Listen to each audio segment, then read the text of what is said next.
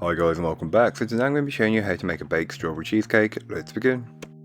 To get started on the recipe, you'll want to start by blitzing down your biscuits. I find using a food processor the best way to do this. So just blitz your biscuits until they are a crumb, then add in your melted butter and mix until it's got the same consistency as wet sand, and it should also look a little similar to it.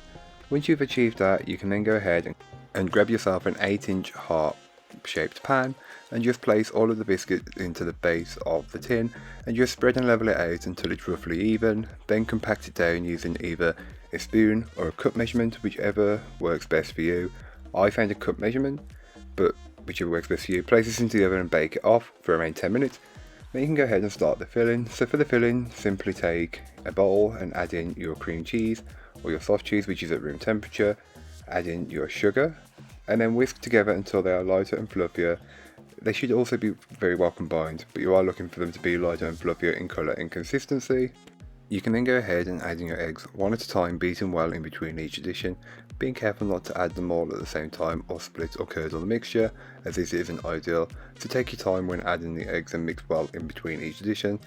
Don't forget to add in your sour cream and mix until it's fully incorporated. You may think this changes the consistency of the cheesecake, and it does. It makes it much more liquid, but this is what you're looking for. And as you're mixing, just add in your vanilla and mix until it's fully incorporated.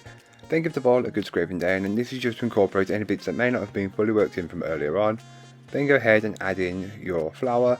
You can feel free to use cornstarch or corn flour, whichever is best, but I just find using some plain flour. Then mix that until it's fully incorporated.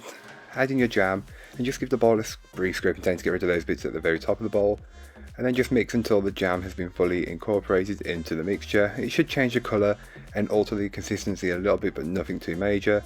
Then go ahead and give the bowl another good scraping down, and this is again just to incorporate any bits that may not have been fully worked in from earlier on. You can then go ahead and pour the cheesecake mixture over the base that you baked just a little earlier on. Get as much of that mixture from the bowl into the tin as possible, spread and level it out or just jiggle it around until it's level. Then you can go ahead, cover it with some foil, and then place into the oven and bake it off. All that information will be in the blog post, which will be linked down below. So for me, it's the following morning and I'm finishing the cheesecake off. So into a bowl, add in your cream, icing sugar and vanilla extract, and whisk together until you reach a stiff peaks consistency. This doesn't take very long, and once it starts to whip up, it will change very quickly, so be careful not to over whip the mixture, otherwise you'll have a more granular mouthfeel, which is not pleasant. Then you can go ahead and take your tin, and as you can tell, mine cracked. Don't worry, we'll be covering it up anyway, and that's because I let it cool down too quickly. Remove the parchment paper from around the edge and the base of the tin that was there earlier on.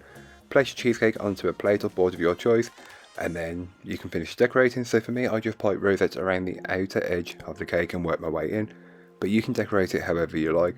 I just found rosettes was the easiest way, and as you can tell, I've got a few gaps.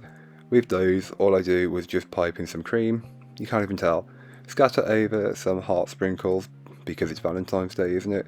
So why not?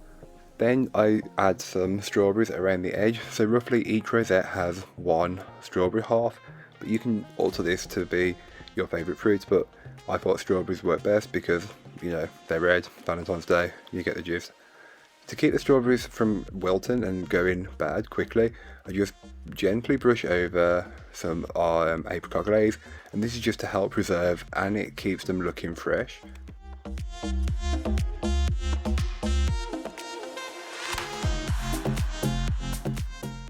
So here is what the cheesecake looks like once it's been baked, fully cooled and decorated. You can completely alter and make the cheesecake to suit your occasion.